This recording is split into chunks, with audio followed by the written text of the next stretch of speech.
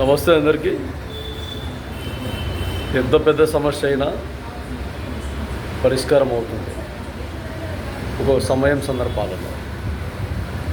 కొన్నిసార్లు చిన్న సమస్య కూడా పరిష్కారం కాదు కొన్ని సమయ సందర్భాలు.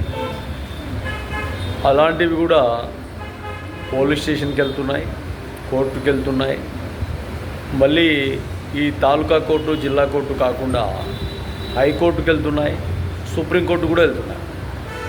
కానీ చివరికి సుప్రీంకోర్టు కూడా ఏమంటుందంటే, మేం కాదు పెద్ద, ఒక వ్యక్తి మధ్యవర్తిని ఏర్పాటు చేసుకోండి, ఆ వ్యక్తితో పంచాయతీ చేసుకోండి, సమస్యను పరిష్కారం చేసుకోండి అంటున్నారు. మరి దీనిపైన మీరు ఏ విధంగా అని ఆలోచన చేయకుండా చాలా వరకు మధ్య వ్యక్తులు, పెద్ద మనుషులతో కొన్ని విషయాలు పరిష్కారం అవుతాయి. కాబట్టి ఆ విధంగా కూడా కొన్నిసార్లు ముందుకెళ్ళండి. ఓకే.